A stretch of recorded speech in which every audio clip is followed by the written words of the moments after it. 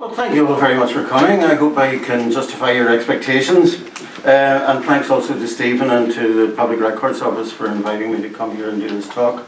The question of IRA involvement in the civil rights movement is something that is still a very sensitive subject for a lot of people. I mean, I was at some of the events commemorating the 50th anniversary of the civil rights movement last year in the year, 2018, after 68.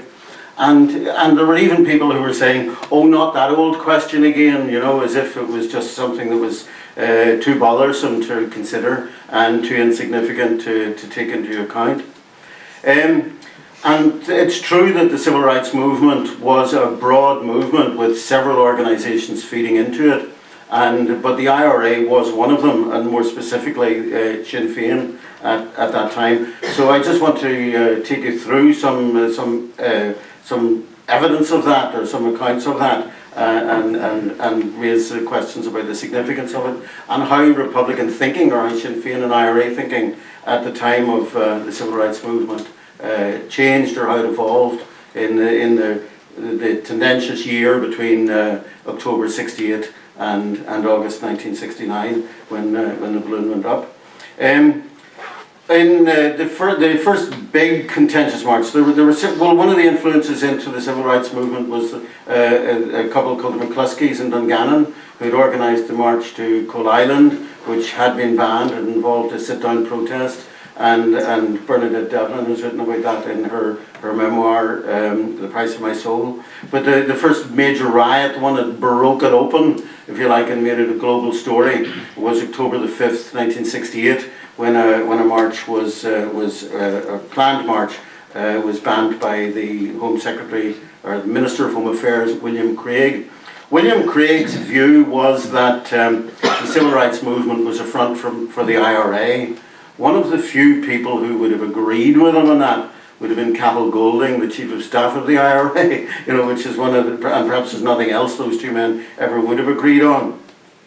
But I'll read you just a few wee clips from this book, which is largely about the civil rights movement and the emergence of the violence in '69. But it's a broader book than that. It takes into account the development of the women's movement, for instance, the gay rights movement, the Irish language movement, and the secularization of Northern Ireland in that period. So think of it as a broader ranging series of essays rather than a thesis specifically on the civil rights movement and the IRA. But I'll extract that part of it from the book and take you through some of my thoughts on it at the moment. So who was behind NICRA?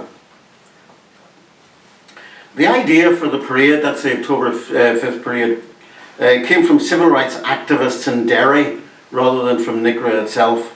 Some members of his executive had doubts about going ahead with it. They worried that the initiative was being taken by radical lefties in the Northern Ireland Labour Party and the trade union movement, young socialists and Republicans.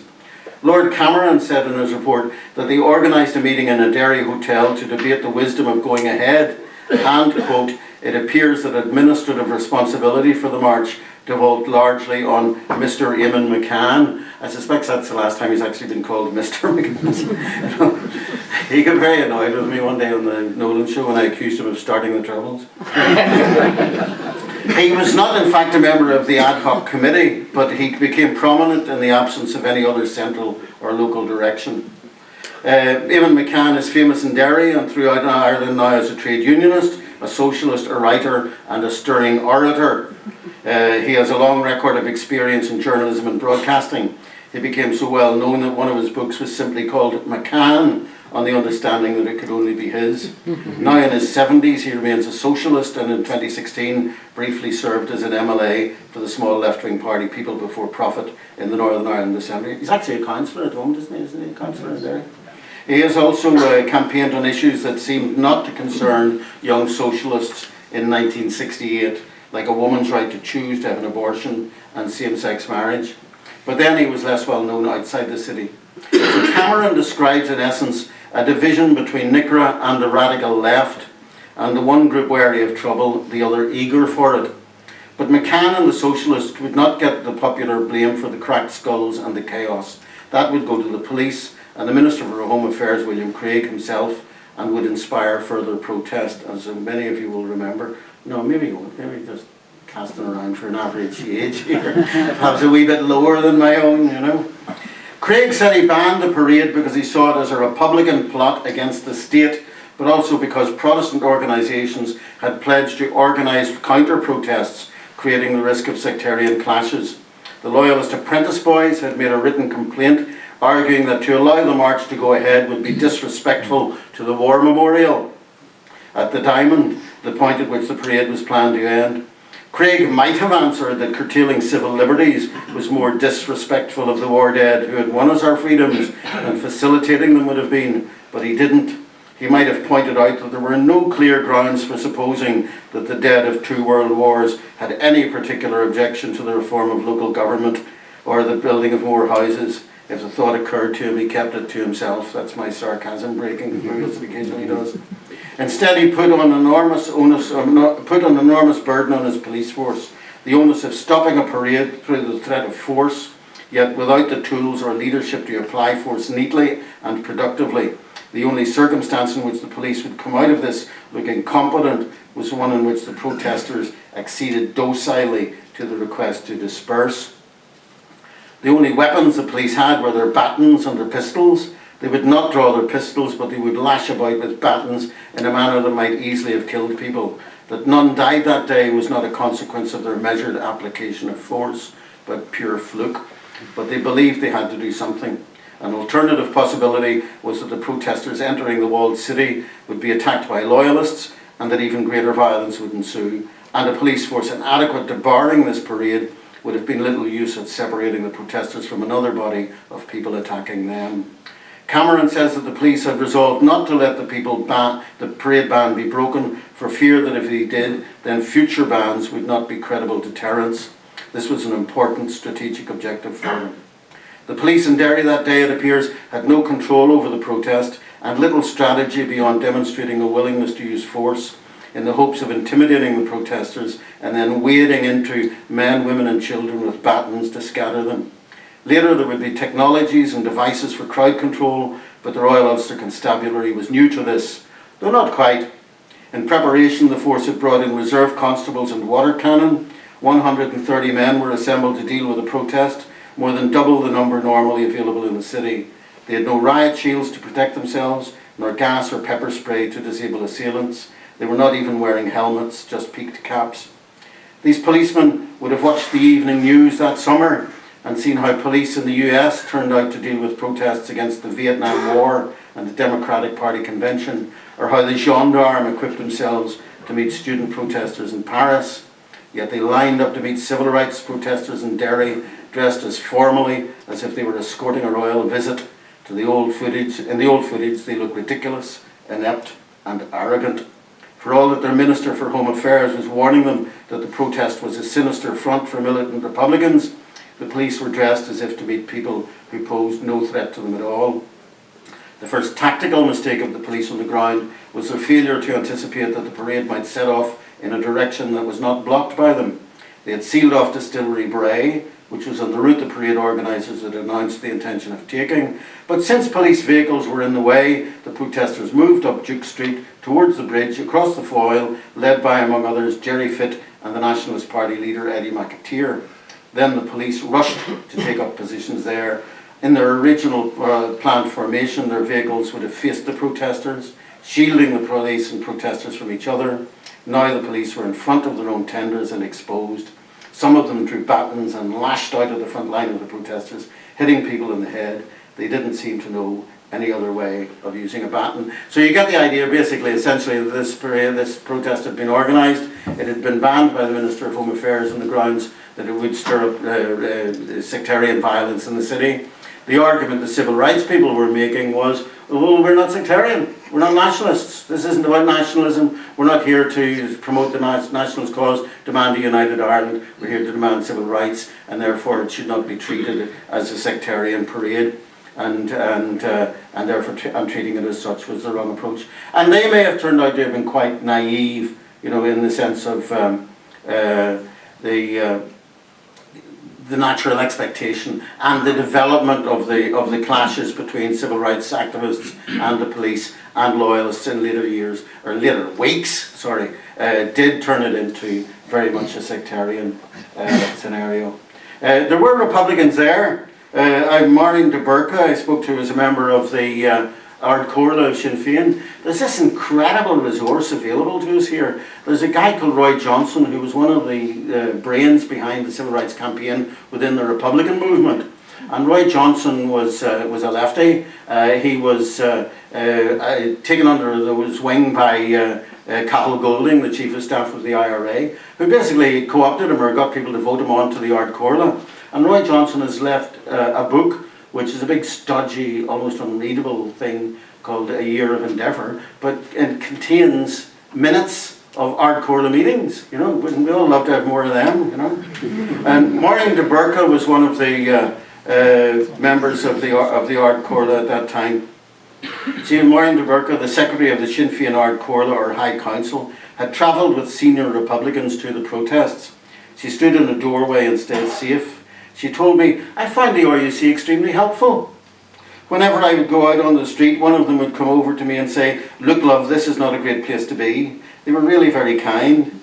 Up in the Brandywell football ground, the Derry City was playing Distillery, a team from Belfast. Probably more people had actually come from Belfast to see that match than had to join the protest. Derry would win 3-2, by the way, with Danny Hale scoring the winning goal.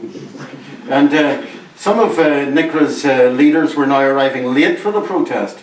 It was just after the first head-cracking session by the police that Betty Sinclair got there. Betty Sinclair was a communist, and she had been co-opted onto the, well, not co-opted, she was democratically elected, but essentially members of the IRA forming the Northern Ireland. There's two people laughing there who know a lot more about this than I do, but it looks, you know. But she had been, basically IRA members had been ordered to vote for her, you know, and get her onto it, because there was this idea within among Republicans that a communist was a Protestant, you know, which is theologically unsound thinking. But I mean, Andy Barr was another from East Belfast. So it was very important within the Republican thinking about how to manage the civil rights movement that you have Protestants, even if they're not actually believing Protestants, on the committee of the Civil Rights Association. They were concerned authentically about a broad base. So she was a member of the Communist Party of Northern Ireland with revolutionary credentials. In her early 20s, Betty had attended the International Lenin School in Moscow. She was a veteran of anti-sectarian protests in the 1930s and had served a prison sentence for publishing seditious literature. But on this occasion, the police recognised her as someone who might help them to keep order. I mean, I've read articles which say, oh God, the Civil Rights Association, there were communists in it, you know. But the idea of the communists being able to actually calm things down doesn't seem to occur to them, but that's how it worked out on the day. And the police provided her with a chair for which she could address the crowd. She stood up and appealed for calm and dignified protest. Others made speeches too, some with a less ameliorative tone, like Eamon McCann, who, according to Cameron, gave what could be interpreted as more or less guarded encouragement to the use of violence to break the police barrier. So that's how some of that developed. So the question of whether the IRA was there or the IRA was part of it, certainly Cathal Golding and members of the Republican movement sought to be there. Golding didn't make it. Golding didn't make it because his car caught fire leaving Dublin, you know. Which kind of brings to mind Johnson's motor car, doesn't it? You know? So I mean, there was an IRA, there was a Sinn Féin. They were very, you know, they did have their theories of how to respond to this. But you do kind of think that an army that can't get its general, you know, to Derry in a car without it bursting into flames is not a major threat to the stability of the state. You know? So, where am I here? Republican Bond 69. I'll just give you a wee bit on that. I hope I'm not repeating myself. So, you know, it's to give a sense of the context of the time, the atmosphere in Northern Ireland at that time, and how apprehensive people were about the likelihood of trouble. No one could have predicted then how bad things would get in the coming years. The thousands who would die, the new prisons that would be built to accommodate the interned and the convicted, the tonnage of weaponry that would be imported, and the numbers of young men and women who would train to use it, or the irrationality of some of the targets they would choose. There had been sectarian murder in recent times, and some street rioting with the police over political issues, but the violence of that day registered in our minds, that's October the 5th, as defining the state we lived in with a new clarity and demonstrating the urgency of change. And that was because the protest the police attacked was not ostensibly a sectarian march. This was not people trying to revive the old tribal quarrels or assert that the state was illegitimate. This was entirely different to previous insurrectionary anger. This was a demand for the standard of justice and democracy that British citizens expected for themselves. This was, in essence, Northern Irish Catholics doing what had long been asked of them, accepting their British citizenship, but also claiming the rights that were implied by it. This was too clever for the Ulster establishment to take in. It was such a rational position to advance, they assumed it was devious, especially with the likes of McCann leading it. There was no actual threat posed by the parade, other than its participants' determination to carry banners and proclaim their insistence on civil rights. There were no guns except those pistols worn as sidearms by the police. There were no paramilitaries. Those organisations that would drive the troubles in the coming decades had not yet been formed. The leader of the IRA, Cathal Golding, as I just told you, had tried to reach the city to join the march, but his car caught fire in the way. Unionist suspicion that the IRA had an interest in the march was not merely fanciful, it had, but a guerrilla army that couldn't even deliver its chief, I've said that, couldn't deliver its chief staff into Derry was not one likely to bring the state to its knees. Several Republicans did make it to Derry that day, while Maureen de Burka, a slightly built young woman, stood in a doorway to evade baton charges, then followed the action around the city. The men who had accompanied her from Dublin met for drinks in a hotel. It is hardly surprising, really, you know. Just try and keep my place here. So the question of what is the involvement of the IRA in it? We've got Sinn Féin, we've got an IRA within Sinn Féin, an army council, which has had an armed campaign from 1956 to 1962, had ended the armed campaign in 62 because there was no interest in it. I mean, I think the actual statement of Dump Arms statement contained the line, you know, that the people had been distracted from the cause, presumably by the Beatles and Elvis Presley, you know. So that, you know, really enjoy it. I really appreciate an audience that gives me a circle, you know. Just to be sure I've got my place here, I've hit 62. So I was at the, the other element that came very quickly into the civil rights movement was the Trotskyites, with basically the People's Democracy from the university, people like Michael Farrell. Even McCann was part of that. He says he was and he says he wasn't, because People's Democracy turned into a very strange organisation that you couldn't really say you weren't a member of, because there was no membership system. And if you attended a meeting, you had a vote. You know, if you just went along, you had a vote. There were even occasions when they were stopped by police and would have confrontations on the road, and they would invite the police to vote on what they should do next.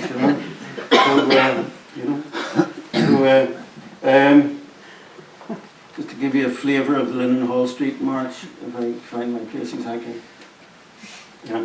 The RUC turned out to confront us in dress uniform, with their ties straight and peaked caps, their only additional cover being their raincoats. They'd taken greater care to protect themselves against the weather than against us. Had we had such foresight ourselves, we would have brought cushions, for our next move was to sit down on the damp tarmac. We shall not be moved. And we chanted Craig out and imagined these country policemen to be vicious fascistic thugs, though they were as helpless as the men who had made the hash of things in Derry. SS or UC, SS or UC. But I wasn't in the vanguard that day. I was sitting near the back and saw little of what was up ahead. We are not afraid to die. I asked one guy beside me, are we singing We Are Not Afraid to Die? Which would have overstated my position somewhat. And he helped me out with, no, it's We Are Not Afraid Today. But we should have been afraid. Within a year there would be gunfire in the streets, barricades and military patrols. A year after that the bombings of the commercial centre would have started and the backstreet murders. A year after that, internment without trial. A year after that, deaths in the hundreds, the city so dark and bleak, none could move through it, sure of their safety. So there was, we're now looking at the diversity of things. I do believe that Marion de Burka and Cathal Golding and Roy Johnson are sincere in their conviction that they generated the civil rights movement, that it was their project. And Marion de Burka still says today that it was their project, and is particularly angry with members of Sinn Féin of today who trace themselves back to that and take some credit for it. You know, because obviously the Sinn Féin of today is the split. The January 1970 split is what produced them. But it is also true that members of the provisionals that emerged in the 70s were on the Army Council of the IRA, were on the Ard Comhairle of Sinn Féin at the time when the civil rights movement was being generated. And and a lot of people reacted very, very sharply to claims by Sinn Féin to some kind of lineage back to the civil rights movement, and in reality that lineage does exist. I mean, we talked there about the elections at which IRA people were instructed to vote for Betty Sinclair to the executive of NICRA. Well, the person doing the telling of the votes, somebody in the audience will correct me if I'm wrong, but my understanding the person telling the votes in the International Hotel was Gerry Adams himself. So I don't think that defames him in any way. I have to be very careful about that. Where am I just to find my place? Page 84. So the question now is, what changed? If you had deep Republican commitment to an idea of a broad-based civil rights movement, which would avoid sectarian clashes, which would seek to comprehensively involve a Protestant community, even if the only Protestants you could find to be interested were communists. How did it go awry, and how did the IRA adapt its thinking to it going awry? And the answer to that, of course, is burnt tullet, isn't it? I don't think McCann talks about that, about the first time that he heard that suggestion that sectarianism would come out of this. He said, "All my people," is McCann talking, "came from the New Lodge Road in Belfast. When I was growing up, I used to stay there with all my uncles and cousins. I remember in the early days staying up in Aunt Sissy's, and she said, 'Son, if you keep on with this, we're going to be burned out.'" What? Now, we were never burned out of that house. But a lot of the houses just down the road above the corner of Leper Street. It may feel foolish in retrospect, but the feeling was that the way to break down the sectarian barrier was not to be moderate. It was not to say, okay, you do your thing and we won't object, we'll do ours. It was to go all out, not just to get over the problem of sectarianism, but to get over sectarianism itself, to get over the whole fucking thing. That's quoting Eamon, that's not my language. So instead of ignoring the rankled Protestants, Eamon went out to talk to them.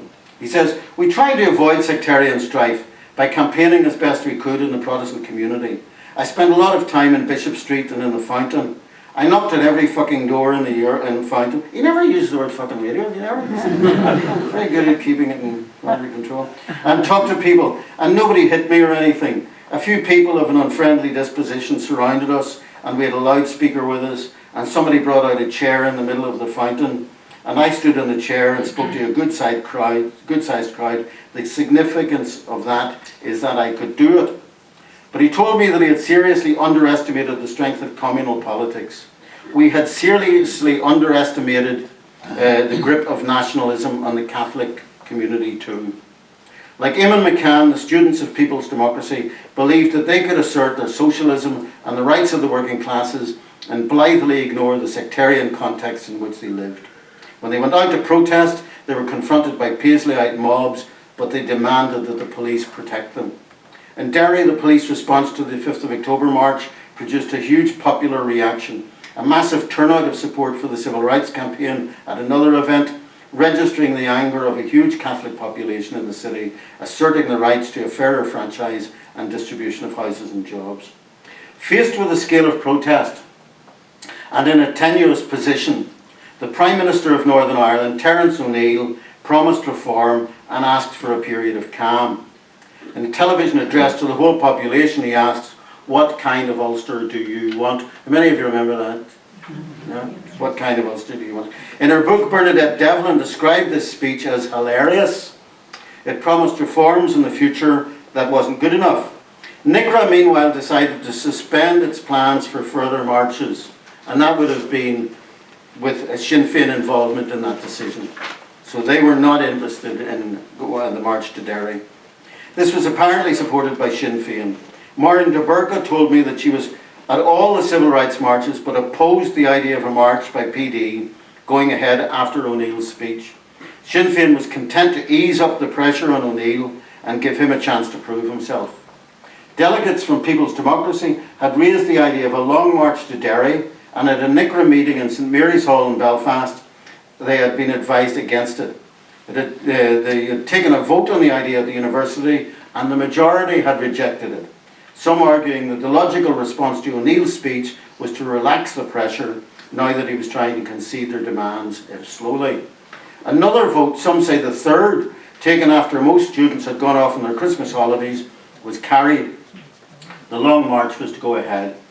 Eamon McCann was on that march, though he has said he was never a member of PD. He said Bernadette Devlin was one of those who supported the idea and took part. From the start, the march was opposed by loyalist protesters, led by Major Ronnie Bunting. McCann told me, "The difficulty with PD was that it was impossible to say you weren't in it. On 1st of January 1969, we were all outside the City Hall in Belfast, setting off to Derry. There was about 80 of us, I suppose. Cyril Toman was standing in a little box. A lot of loyalists had gathered on the fringe, shouting at us. By later standards, it was very mild. We had to conduct a vote because we had a vote in PD every day on what to do. So Cyril said that they could vote too. Come on, because they were citizens too. This sort of fucking shite was going on all the time. I thought, holy fuck, later. Does Nolan knows he talks like this? Later at the bottom of Glensheen Pass, after staying in Gulliduff Hall, somebody suggested as we were pressing up against the cops that we should ask the cops to discuss this with us. We should all have a meeting and vote on what to do next. The march was frustrated at several stages by the police, and as it passed through a little river valley outside Derry, it was ambushed by a Protestant mob with clubs and stones. The students were scattered. Bernadette Devlin writes that she had thought it tactically wiser to stand still than to run. Then someone took a swipe at her with a lump of wood with 2 nails in it. She raised her arm to protect her face, and the nails went into the back of her hand. She was brought to the ground from behind, and a group of men beat and kicked her as she curled up to protect her face and head. There was huge sympathy for the students and a massive reception for them when they arrived in Derry through further stoning attacks that the police did little to protect them from. The ambush at Burntullet changed the whole mood and created a renewed momentum towards sectarian conflict. O'Neill had said Ulster was at the crossroads. He was right, and it had chosen to take the high road to hell. Roy Johnson was not impressed. He wrote, "This coat trailing exercise was disastrously counterproductive. It certainly exposed the true face of Orange thuggery." Have I said something wrong? Do you want to correct me on anything? Sir, do you want to correct me on anything? I'd be very happy if you did. Perhaps later. Aye, okay. The coat trailing exercise, said Roy Johnson, was disastrously counterproductive. It certainly exposed the true face of Orange thuggery. But were we not already aware of this? It helped reduce civil rights to a Catholic ghetto movement and made it difficult for Protestant trade unionists to rally in support of local government electoral rights, one man, one vote. After Burntullet, Roy Johnson's view was, civil rights became a crypto-nationalist issue. What was not clear on the surface was that Sinn Féin, which had been seeking to direct the campaign through NICRA, was also dividing on how to respond. Maureen de Burca has told me that the whole point of the civil rights campaign for Republicans was to move the IRA away from militarism and towards political activism. But some in the IRA looked hopefully on the evolving violence in Northern Ireland and saw it as an opportunity. Johnson was aware that there were some among the militarists who wanted trouble. These were in the main people who would become the Provisional Ira after a split. They saw a prospect of building disturbances on the streets to a level at which the government at Stormont would not be able to cope. Then Stormont would fall and the British Army would come in to restore order. That would present a perfect reminder to the Irish people that Britain was a colonial power, ultimately responsible for denying civil rights in the North. So two contradictory ideas were being entertained by Republicans inside the one movement at the one time. According to Maureen de Burca, it was certainly the longer programme that they had in mind. Breaking the Northern state would hardly prove to be a unifying cause, and that is what was sought. A genuine cause that would unite at least some of the people on both sides. That is what I supported, but I wasn't part of the discussions, which I think were largely conducted by the military people. In his book, Johnson says that the Republicans were distracted by discussion of internal reform at a crucial time. I think that's probably right. If you look at the Ard Corla minutes from October 68, there's actually no discussion at that Ard Corla meeting of the rioting in Derry. Johnson quotes from the diary of another Republican thinker, Desmond Greaves, who suggests that even Cathal Golding, who had been following Johnson's advice, was now interested in disruption. On March the 4th, 1969, Greaves arrived back at Cathal MacLean's to find, and these are quotes, Cathal Golding, Seamus Costello, and another Republican drinking with Tony. There was a great argument. I find them personally very modest, but politically very arrogant. I was trying to head them off this move that is being planned for creating a breakdown of law and order that will compel England to abolish Stormont. But that would be no harm, said Cathal Golding. It would show it as Britain's responsibility. I had great difficulty in persuading them that this was now admitted and we must move on to the next stage, working out a policy. I don't know whether much was agreed, but they will think over what has been said, and what I forgot to say at the start, they had come up so as to find out my views on matters in general. So this is a record by one of the advisors of the Army Council of the IRA saying that in March of 1969, between Burntullet and August 69, there was a discussion by Army Council members on the question of whether it was more productive now to escalate the violence rather than to pursue the previous strategy of creating a broad front through the civil rights movement. You know? Having started out supporting the civil rights movement with a view to working through it to unite the Protestant and Catholic working classes, and as part of a broader effort to politicise Republicans, the leadership was now considering that an opportunity had arisen to bring Stormont down, and that this was worth pursuing. Okay, so I think that's very significant. I think that shows that what happened later is consistent with the change of thinking inside the Army Council and the Ard Corla in 1969. Do you want to correct me now? Do you want to correct me now? You were going to correct me on something? No, I mean after you finished your talk. Yeah, okay, fair enough, thank you. So what we've got at this stage in the 69 is change within NICRA. Betty Sinclair leaves the executive of NICRA. Roy Johnson is removed from the Ard Corla of Sinn Féin, I think I'm right in saying. And the main thrust of the energy of protest is now People's Democracy. They are the big energy. Now, they again, I don't know if you would say, did they have a coherent voice in anything? I don't know. But there's an interesting piece of footage on, I think is it in a BBC archive? But and who remembers Fife Robertson? And the Today, wasn't it called the Today programme? Wasn't that what they called it? Or Tonight? Cliff Mitchellmore. Well, Fife Robertson did a report, and when he went on a bus with Michael Farrell and some of the PD to the Newry March, about 10 days after Burntullet, and to look at Farrell, with the longish hair, but a tie and a scarf, they're not great radicals by the image we have of radicals today, but they were on their way to Newry for a protest parade, and they were singing, "We all live in a fascist regime," which really quite quaint. But then when you get to Newry, what happens? There is a huge surge of rioting in Newry. I wasn't there personally. I have family members who were there.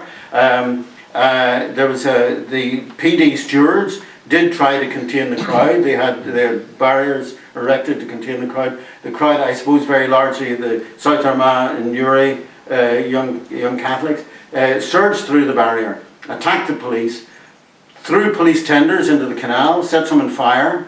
One of the people I interviewed for the book was the police inspector on the day, who has got a more sanguine view of things looking back on it from this distance, and he says actually it was one of the best things that happened because they got a whole new fleet of vehicles after that. He was really quite pleased about it.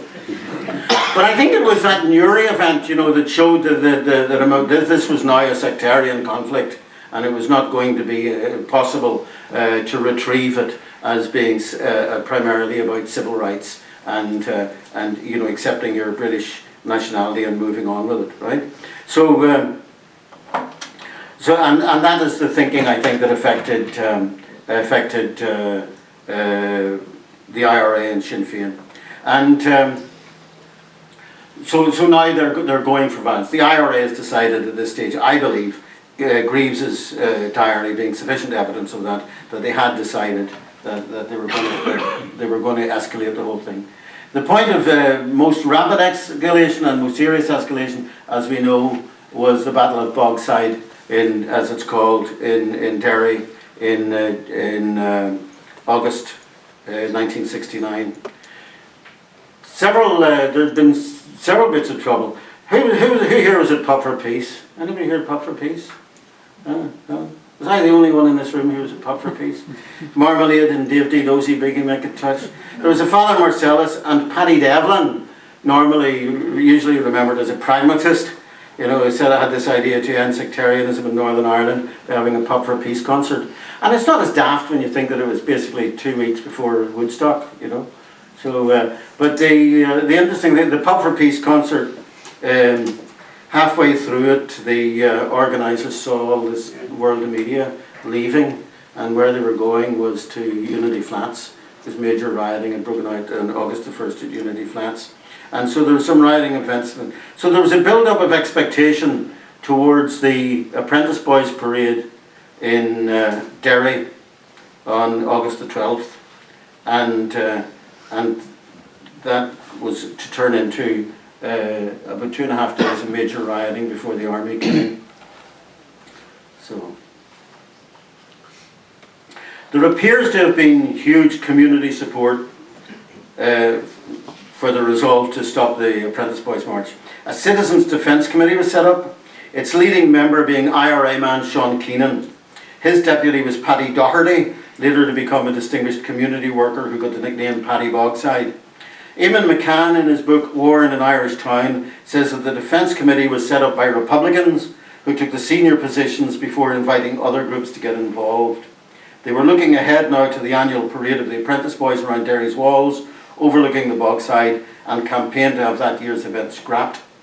A later TV documentary presented by Joe Mahan traces that decision back to the death of Sam Devaney, who was attacked in his home by the police and beaten with batons and died some weeks afterwards.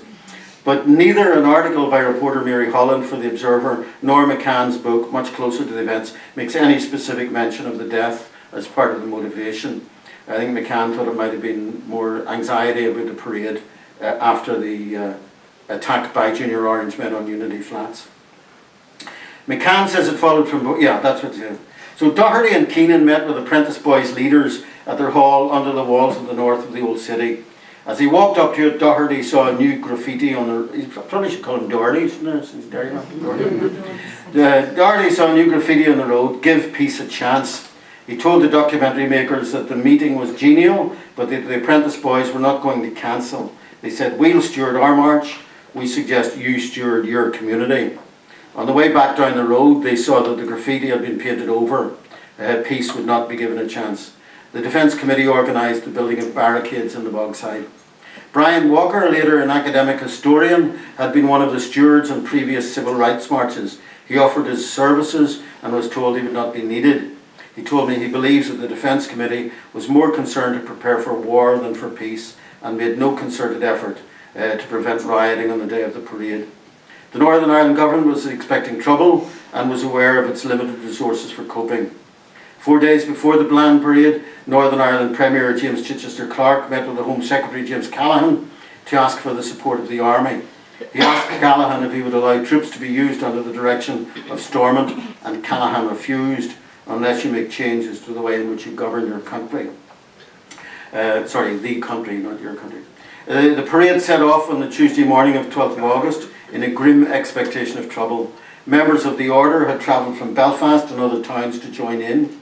Old footage shows the stewards trying to keep the parade moving and to prevent exchanges with Catholic youths. The police were still in their peaked caps at this stage, with their inadequate riot gear propped against walls and side streets in readiness.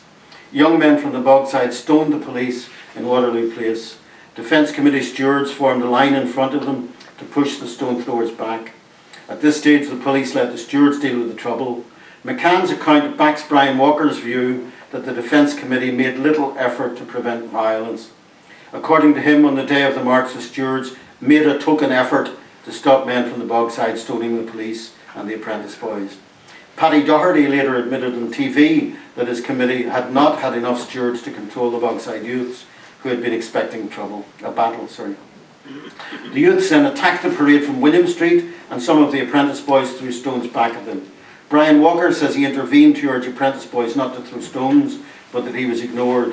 This was when the police donned their helmets and took up their shields to face the Bogside youth. The helmets the police wore were not riot helmets. They were part of the kit of the policemen who rode motor scooters. The shields were small and could not provide full body protection, and many of the policemen would get leg injuries from stones that bounced at their feet. The police at this stage did not enter the Bogside area, but held a line at the edge of the commercial part of the city. Paddy O'Doherty, in the Open Reel documentary, gave some credit to the police for their management of the trouble at this stage. He said, "To be fair to the police, they took the full rattle of the stones for about 2 hours and then they moved." He said, "There was a tumultuous cheer in the Bogside when the police got into their vehicles and made the charge into the Bogside. They had taken the bait." So I think it's logical to read that sequence of events as following on the decision discussed by the Army Council in March 1969 to go for an escalation of violence. Whether they could have foreseen that it would follow in the way that it had, or the way that it did, is another question. Billy McMillan, who was the IRA leader in Belfast, was a member of the executive of the Northern Ireland of the Civil Rights Association. He would have had experience. His past experience of rioting would have been in 1964, when basically for days they attacked the police with petrol bombs, overstretched them considerably, but nobody got killed. Apparently even in that riot, I have an account of it in this book, Jerry Adams, An Unauthorized Life. He probably thinks his life is authorized. Anyway, there's a story told by Jack Herman, who was one of the senior police in charge in Divis Street during the '64 riots, that a policeman actually caught his foot in a grate or in a drain running from the mob, and that it was Republicans. It was basically a woman got him out and got him home. He didn't even know that this woman was Republican until he visited her home to thank her for it, So there was a very strange kind of geniality in the air sometimes, even in very hot times. So I don't think it's likely that anyone understood that the rioting of August '69, when it spread to Belfast, would escalate to the extent that it did. It was horrific. It was completely out of control. And if we have time, we still have time. I'm trying to leave a bit of time for questions, but if you like, I'll just read a wee bit here on the account of that riot, which I was attended, by the way, as a kind of observer, not as a participant. Basically, after the trouble in Derry, the plan was to overstretch the police, essentially, and that was an attainable objective. And there was a meeting held in the Wellington Park Hotel in Belfast by a group of Republicans and civil rights activists on how they would respond to create circumstances in Belfast that would draw the police from Derry or occupy them in Belfast so that they couldn't go to Derry. Jerry Adams says that he left the Wellington Park to make petrol bombs. and to organise protests on the Falls Road that would set much of the city alight. JL, this is a senior Republican I spoke to, he asked me not to use his real name, the IRA volunteer, who was also on the Falls Road that night, says the IRA leadership summoned all units in Belfast to Divis Street, which extends from the Falls Road towards the city centre. His estimate is that about 25 IRA volunteers were under orders on the ground. Some of the IRA members brought guns from the local dumps and handed these to the leadership, who allocated them to men in designated positions. They were preparing for serious trouble, but within limits. Their young quartermaster in charge of the weapons was ordered to leave behind in the dump the only two 303 rifles the IRA had in Belfast. Billy McMillan, who was directing the IRA's riot plan, appeared to expect a clash on a similar scale to the riots that they had fought 5 years earlier after the police attack on his office to remove the Irish tricolour. The Republicans staged a march to Hastings Street Police Station, where Joe McCann and another man tried to hand in a letter protesting against the heavy policing in Derry. The police station was a low red brick structure. It's where the Westlink crosses Divis Street now. The front door opened onto Divis Street. When McCann and the protesters behind him were refused admission, they marched from Hastings Street to Springfield Road Station, about a mile further out from the city centre. It was a northern summer night and bright as day until after 10 o'clock. The police officers in the station bolted the door and fired 2 shots, wounding 2 people in the crowd. Gerry Adams says in his memoir that the RUC did not engage with the protesters on the first night of rioting, and that he confronted a member of the IRA when he discovered that some of them were armed. Next morning, Gerry Adams went to work at the Duke of York, though he'd had little sleep. While there, a messenger from Macmillan called to say he was needed on the Falls Road. That was the end of his career as a barman.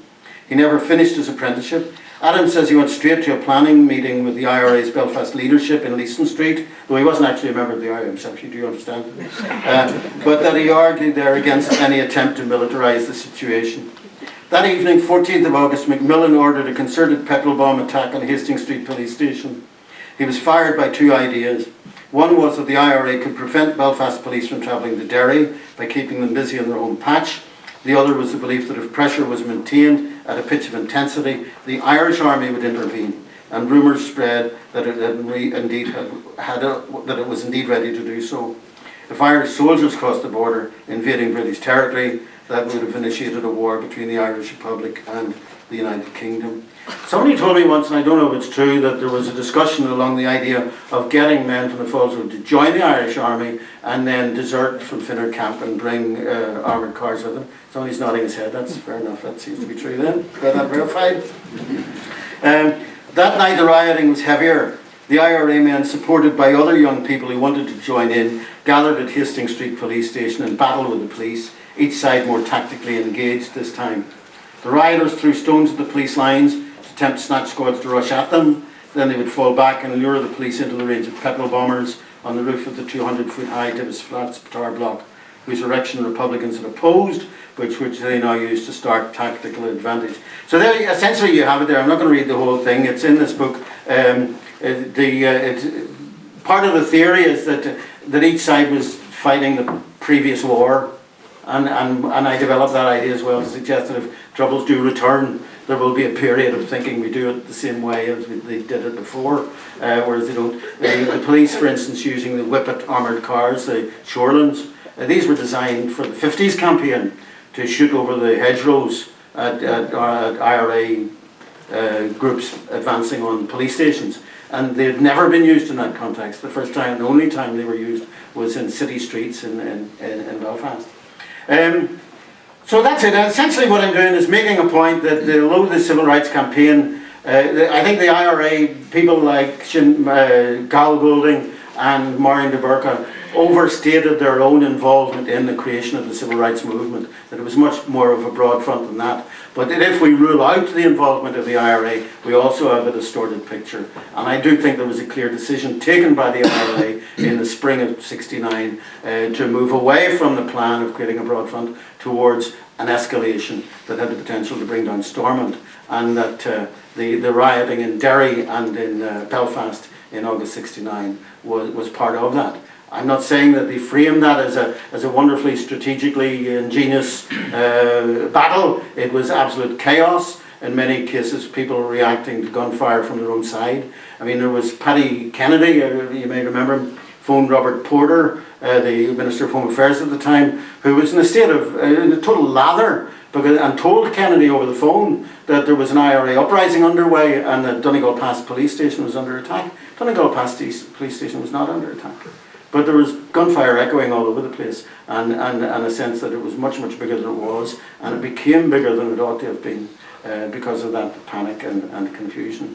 So there you are, that's my point, and if you want to explore these ideas further, both books are sealed at the back with the wonderful David Torrance for the wonderful Malachi O'Doherty. But I would be happy to take any questions in what time I have left, if I may.